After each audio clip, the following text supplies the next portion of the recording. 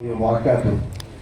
الحمد لله رب العالمين والصلاة والسلام على أشرف المرسلين وعلى آله وأصحابه أجمعين. أما بعد، يا أيها الذين آمنوا اتقوا الله حق تقاته ولا تموتن إلا وأنتم مسلمون.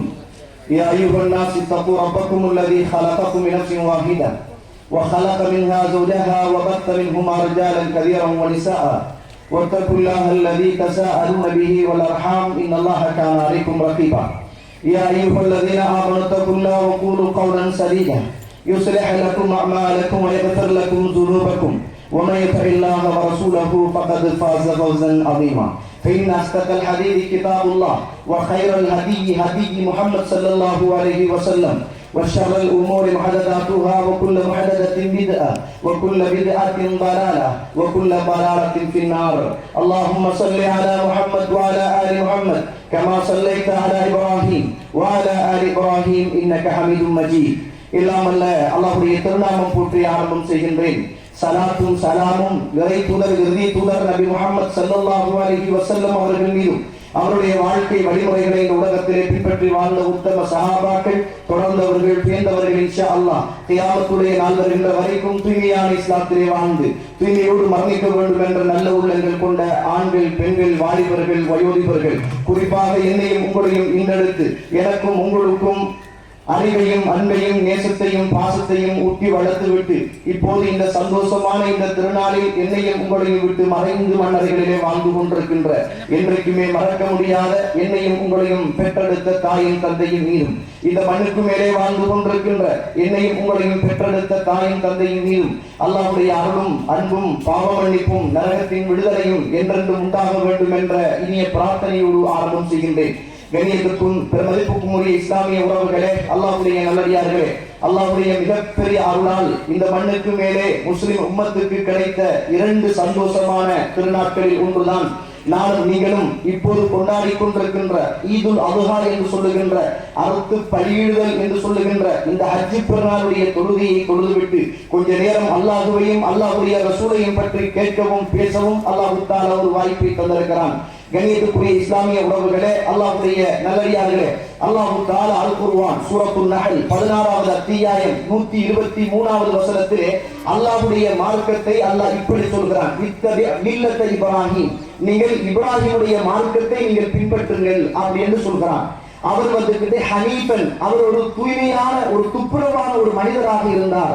வமா கான மினல் முஷ்ரிக்கீன், அவர் இணை வைக்கக்கூடியவர்களில் அவர் ஒருத்தராக இருக்கவில்லை அப்படி என்று அல்லாஹ் தஆலா அல் குர்ஆனில் சொல்லுவதை பார்க்கிறோம். கண்ணியத்துக்குரிய இஸ்லாமிய உறவுகளே, அல்லாஹ்வுடைய மார்க்கம், அல்லாஹ் இந்த உலகத்தில் அவன் தெரிவு செய்த மார்க்கம் இஸ்லாமிய மார்க்கம். இந்த மார்க்கத்தை அல்லாஹ் தஆலா பின்பற்றுங்கள் என்று சொல்லுகிற போது இப்ராஹிமுடைய மார்க்கத்தை நபியை நீங்கள் பின்பற்றுங்கள் என்று சொல்கிறார். ஏன் தோழர்களே, என்ன காரணம்? ஹஜ்ஜுடைய பெருநாள் வந்தால் எல்லா இடங்களிலும் இப்ராஹிம் அலைஹிஸ்ஸலாம், இப்ராஹிம் அலைஹிஸ்ஸலாம், இப்ராஹிம் அலைஹிஸ்ஸலாம், இஸ்மாயில் அலைஹிஸ்ஸலாம், இஸ்மாயில் அலைஹிஸ்ஸலாம், அவருடைய மனைவி அந்த குடும்பத்தின் வரலாறு இந்த மண்ணுக்கு மேலே பேசப்படுவதன் யதார்த்தம் என்ன தோழர்களே, தத்துவம் என்ன? அல்லாஹ் இந்த உலகத்தில் சூரத்து நிசாவிலே சொல்லுகிற போது அத்தியுல்லாஹ் வ அத்தியுர் ரசூல், அல்லாஹ்வையும் இன்னும் அல்லாஹ்வுடைய தூதரையும் நீங்கள் பின்பற்றுங்கள் என்று சொல்கிறான். அல்லாஹ்வுடைய தூதருக்கு அல்லாஹ் சொல்லுகிற போது இத்தபிய மில்லத்த இப்ராஹிம், இப்ராஹிமுடைய மார்க்கத்தை நீங்கள் பின்பற்றுங்கள் என்று சொல்கிறான். இப்ராஹிமுடைய மார்க்கம் என்ன? ஏன் அல்லாஹ் அப்படி பின்பற்ற வேண்டும்? இஸ்லாமிய மார்க்கம் என்பது சமத்துவம் நிறைந்த, சமாதானம் நிறைந்த, அனைத்து மக்களையும் அனுசரிக்கக்கூடிய, மற்ற மனிதர்களை மதிக்கக்கூடிய, மற்ற மதங்களை மதிக்கக்கூடிய ஒரு கண்ணியமான ஒரு மார்க்கம். இந்த பூமியில் கோவில்கள் இல்லை என்றால், இந்த பூமியில் சேர்ச்சுக்கள் இல்லை என்றால், இந்த பூமியில் பள்ளிவாசல்கள் இல்லை என்றால் நீங்கள் ஒருவருக்கு ஒருவர் அடித்துக் கொண்டு செத்து போயிருப்பீர்கள் என்று சொல்லுகின்ற அளவுக்கு எல்லா மதத்தையும் பேரெடுத்து கொள்ளுமாறு சொல்லுகின்ற ஒரு உன்னத மார்க்கம் தான் இஸ்லாமிய மார்க்கம் என்பதை மறந்துவிடக் கூடாது. அல்லாஹ்வுடைய தூதர் ஸல்லல்லாஹு அலைஹி வஸல்லம் அவர்கள் சொன்னார்கள், நீங்கள் பார்க்கலாம், அபூதாவுது 3126வது செய்தியாக பதிவு செய்யப்பட்டிருக்கிறது, எனக்கு ஒரு பிள்ளை பிறந்தது, இன்று இரவு எனக்கு ஒரு பிள்ளை பிறந்தது, அந்த பிள்ளைக்கு நான் இப்ராஹிம் என்று பெயர் வைத்தேன். என்ன காரணம் தெரியுமா? இப்ராஹிம் அலைஹிஸ்ஸலாத்து வஸ்ஸலாம் அவருடைய ஞாபகார்த்தமாக எனக்கு பிறந்த பிள்ளைக்கு நான் இப்ராஹிம் என்று பெயர் வைத்தேன் என்றார்கள் ரசூலுல்லாஹ் ஸல்லல்லாஹு அலைஹி வஸல்லம் அவர்கள். நீங்கள் பாருங்கள், ரசூலுல்லாஹ் மிஅராஜுக்கு போன போது சொன்னார்களே, நான் நபிமார்களை எல்லாம் சந்தித்தேன், எல்லோரையும் சந்திக்கின்ற போது இப்ராஹிம் அலைஹிஸ்ஸலாத்து வஸ்ஸலாம் அவர்களை சந்தித்தேன், அவருடைய அழகும் என்னுடைய அழகும் ஒத்ததாக இருந்தது என்றார்கள். ரசூலுல்லாஹ் சொன்னார்களே, முக்தி தலனா, இந்த பூமியில் இப்ராஹிம் அலைஹிஸ்ஸலாத்துடைய சுன்னத்திலே இருந்து சில சுன்னத் எனக்கு வழங்கப்பட்டது அப்படி என்றார்கள். கஷி ஷாரி, மீசையை கத்தரிப்பது, நகம் வெட்டுவது, அதே போன்று கமக்கட்டு முடியை புடுங்குவது, ஆணத்து முடிகளை வலித்துக் கொள்வது இப்ராஹிம் அலைஹிஸ்ஸலாத்துடைய மார்க்கத்தில் இருந்து எனக்கு கிடைத்த மிகப்பெரிய சுன்னா என்றார்கள். சஹாபாக்கள் சொல்லுகிறார்கள், யுஅல்லிமுனா ரசூலுல்லாஹ் ஸல்லல்லாஹு அலைஹி வஸல்லம், அல்லாஹ்வுடைய தூதர் எங்களுக்கு கற்றுத் தந்து கொண்டே இருப்பார்கள். எப்படி தெரியுமா? நாங்கள் காலை பொழுதை அடைந்தால் அல்லது மாலை பொழுதை அடைந்தால் அல்லாஹ்வுடைய தூதர் எங்களுக்கு ஒரு பிரார்த்தனை சொல்லித் தருவார்கள். அஸ்பஹனா அலா ஃபித்ரத்தில் இஸ்லாம், இயற்கையான இஸ்லாத்தில் நாங்கள் காலை பொழுதை அடைந்தோம், இயற்கையான இஸ்லாத்தில் காலை பொழுதை அடைந்தோம். வகலிமத்துல் இக்லாஸ், இயற்கையான அதாவது ஏகத்துவத்தின் அந்த வார்த்தையில் நாங்கள் இஸ்லாத்தை அடைந்தோம். அதே போன்று சுன்னத்தி நபி முஹம்மது ஸல்லல்லாஹு அலைஹி வஸல்லம், அல்லாஹ்வுடைய ரசூல் முஹம்மது ஸல்லல்லாஹு அலைஹி வஸல்லம் அவருடைய மார்க்கத்தின் சுன்னாவின் பிரகாரம் இந்த காலை பொழுதை அடைந்தோம். வமில்லத அபீனா இப்ராஹிம் அலைஹிஸ்ஸலாத்து வஸ்ஸலாம், எங்களுடைய பாட்டனார் எங்களுடைய தந்தை இப்ராஹிம் அலைஹிஸ்ஸலாம் அவருடைய மார்க்கத்தின் காலை பொழுதை அடைந்தோம். வமா கான மினல் முஷ்ரிக்கீன், அவர் இணை வைப்பவர்களில் ஒருவர் அல்ல என்று அல்லாஹ்வுடைய தூதர் காலையிலும் மாலையிலும் ஓதுகிற பிரார்த்தனையை எங்களுக்கு கற்றுத்தந்தார்கள் என்றார்களே. என்ன காரணம் தோழர்களே? ஏன் இப்படி எல்லாம் அல்லாஹ் தஆலா இந்த உலகத்தில் இப்ராஹிம் அலைஹிஸ்ஸலாத்து வஸ்ஸலாம் அவர்களை இந்த மண்ணுக்கு மேலே உயர்த்த வேண்டும்? அல்லாஹ் தஆலா அல் குர்ஆன் சூரத்துல் அஹ்ஸாப் 21வது வசனத்திலே இறைவன் சொல்லுகிற போது அல்லாஹ் தஆலா இந்த மண்ணுக்கு மேலே இரண்டு நபிமார்களுடைய வாழ்க்கையில் முன்மாதிரி இருக்கிறது அப்படி என்று சொல்கிறான். ஒன்று, லகத் கான லக்கும் ஃபீ ரசூலில்லாஹி உஸ்வத்துன் ஹஸனா, அல்லாஹ்வுடைய ரசூல் முஹம்மது ஸல்லல்லாஹு அலைஹி வஸல்லம் அவருடைய மார்க்கத்தில் உங்களுக்கு முன்மாதிரி இருக்கிறது.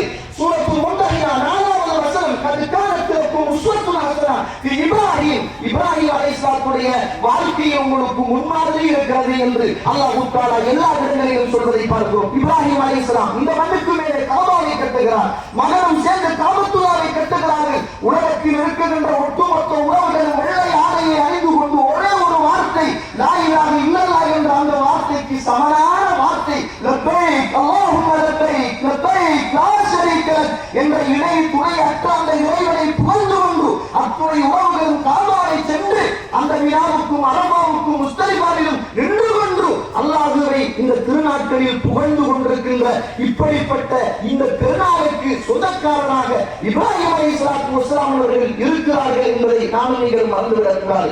இந்த திருநாள் என்பது எங்களுக்கு மாத்திரம் உரியது அல்ல.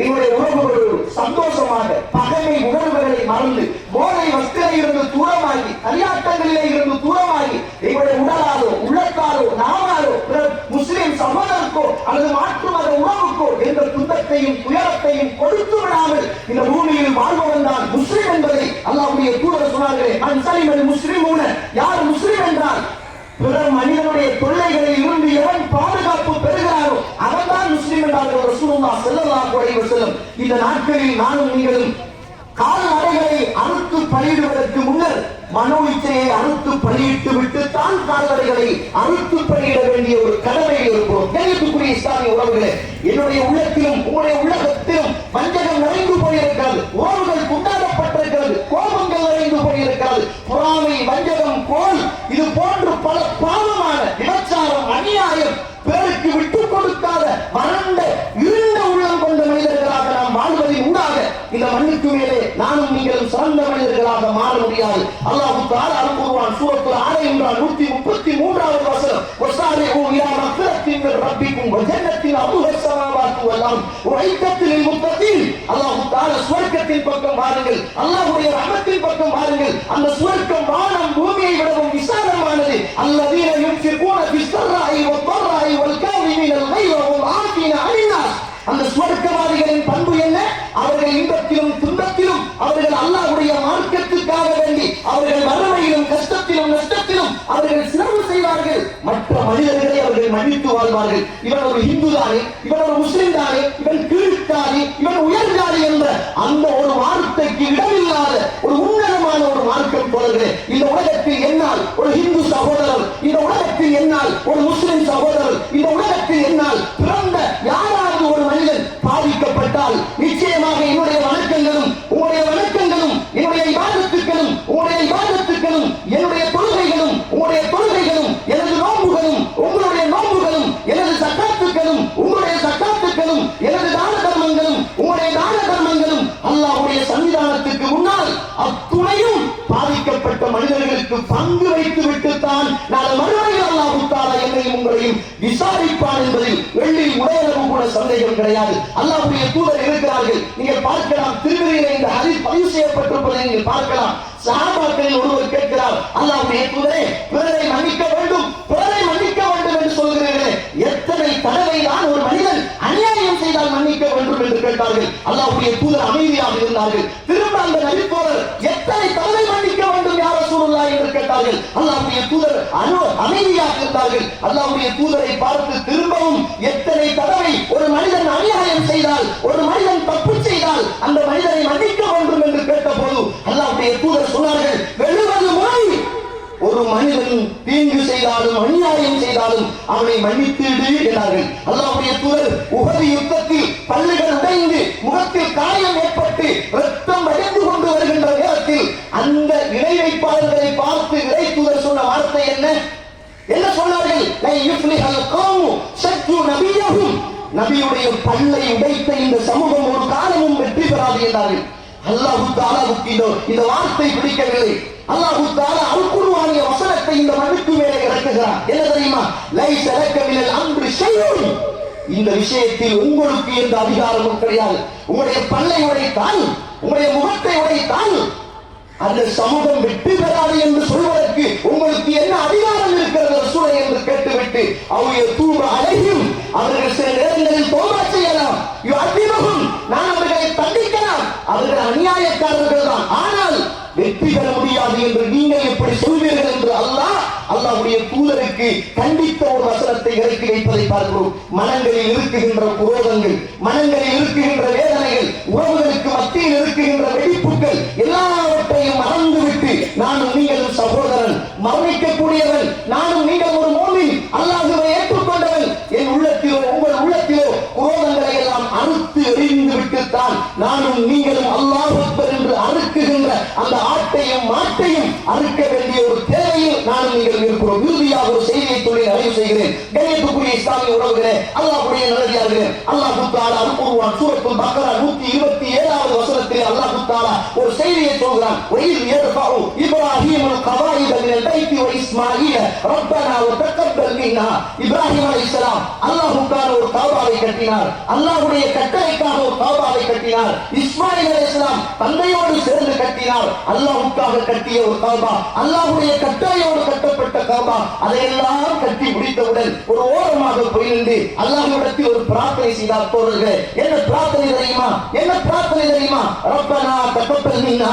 யா அல்லாஹ், உனக்காக ஒரு மஸ்ஜிதை கட்டியிருக்கிறேன், உன்னுடைய கட்டளையின் அடிப்படையில் நான் ஒரு பள்ளிவாசலை கட்டியிருக்கிறேன், கட்டிய இந்த பள்ளிவாசலின் பணியை நீ ஏற்றுக்கொள்வாயாக என்று இஹ்லாஸுக்காக வேண்டி பிரார்த்தனை செய்தார்கள். அல்லாஹ்வுடைய தூதர் இந்த உலகத்தில் 23 வருட காலங்கள் இந்த மார்க்கத்தை சொல்லி சொல்லி சொல்லி முடிந்ததன் பிற்பாடு அல்லாஹ் தஆலா ஒரு சூறாவை இறக்கினார். இதா ஜாஅ ரசூலுல்லாஹி வல் ஃபத்ஹ் வ ரஅய்த الناس يدخلون في دين الله أفواجا فسبح بحمد ربك واستغفره إنه كان توابا. மக்கள் எல்லாம் இஸ்லாத்துக்குள் சாலை சாலையாக வருவதை நீங்கள் காணுகின்ற போது ஃபசப்பிஹ், அல்லாஹ்வை நீங்கள் சுப்ஹானல்லாஹ் சொல்லுங்கள், அவனை நீங்கள் புகழுங்கள், அவனிடத்திலே நீங்கள் பாவ மன்னிப்பு தேடுங்கள் என்ற போது அல்லாஹ்வுடைய தூதர் 23 கால இந்த மண்ணுக்கு மேலே சொன்ன செய்திகள் எல்லாம் நிறைவடைகிறது. நான் இதற்கு பிறகு மன்னிக்க போகிறேன் என்பதை புரிந்து கொண்ட ரசூலுல்லாஹ் சுஜூதிலும் ருக்கூயிலும் அன்றையில் இருந்து சுப்ஹானக அல்லாஹும்ம ரப்பனா வ பிஹம்திக் அல்லாஹும்ம க்ஃபிர்லி, யா அல்லாஹ் உன்னை புகழுகிறேன், யா அல்லாஹ் எல்லா புகழும் உனக்குத்தான், நீ தூய்மையானவன், துப்புரவானவன், என்னை நீ மன்னித்துக்கொள் என்று சுஜூதிலும் ருக்கூயிலும் பிரார்த்தனை செய்து கொண்டே இருந்தார்கள். ஆட்டையும் மாட்டையும் அறுத்துவிட்டு குளர்களை இழுத்துவிட்டு பெருமைத்தனத்தோடு ஆடு கொடுத்தோம், மாடு கொடுத்தோம், பள்ளிவாசலை கட்டினோம், சமூகத்துக்கு பணிகள் செய்தோம், அரிசி கொடுத்தோம், ஈட்டம்பளை கொடுத்தோம், பருப்புக்கள் கொடுத்தோம் என்று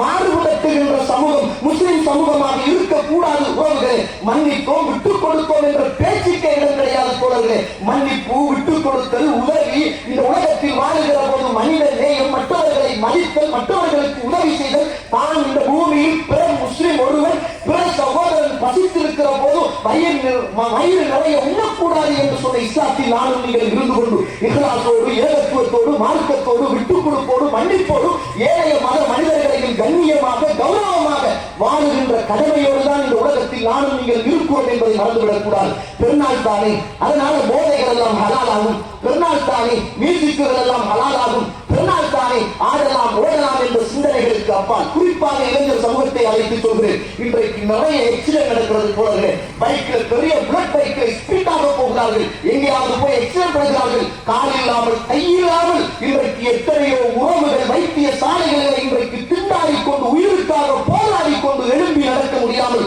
பேச முடியாமல் அங்கவினர்களாக ஆகிக்கொண்டிருக்கிறார்கள். நானும் நீங்கள் பெற்றெடுத்த முத்துக்கள் தோழர்களே, அல்லாஹ்வுக்காக அந்த இளைஞர்களை அழைத்து சொல்கிறேன். வீதிக்கு என்ற உரிமை இருக்காது, பிற மனுஷனுக்கு என்ற உரிமை இருக்காது. வீதியுடைய உரிமையை அல்லாஹ்வுடைய தூதர் கொடுக்க சொன்னார்கள். ஒரு நானும் நீங்களும் சாப்பிடுகின்ற ஒரு டொஃபி பேப்பரை கூட வீதியில் போடக்கூடாது என்று சொன்ன மார்க்கத்தில் மற்றவன் வருகிற போது இடைஞ்சலாக, மற்றவன் வருகிற போது ஸ்பீடாக போய் நானும் நீங்களும் விழுந்து விழுந்து மற்றவர்களையும் துன்பத்தில் விழுத்தாட்டுகின்ற பெருநாளாக இல்லாமல் சௌஜன்யம், சமாதானம், அன்பு, மன்னிப்பு, கிருபை, பிறருக்கு விட்டுக் கொடுத்தல் என்ற நேர்மையான நல்ல குணங்களோடு இந்த மண்ணுக்கு மேலே வாழ்ந்து உறவுகளை தேடிச் சென்று அவர்கள் மன்னிக்காவிட்டாலும் நான் அவர்களை மன்னிப்பேன் என்று முசாபஹா செய்து முத்தம் கொடுத்து அவர்களோடு இரண்டரை கலந்து இருப்பதை அவர்களுக்கும் கொடுத்து, இல்லாதவர்கள் பசித்திருக்கிற போது அவர்களுக்கும் கொடுத்து நல்ல சிறந்த திருநாளாக இந்த பெருநாளை கொண்டாடுவதற்கு அல்லாஹ் எனக்கும் உங்களுக்கும் துணை செய்வானாக. வாஹர் தவானா அல்ஹம்துலில்லாஹி ரப்பில் ஆலமீன். அஸ்ஸலாமு அலைக்கும் வரஹ்மத்துல்லாஹி வபரகாத்துஹு.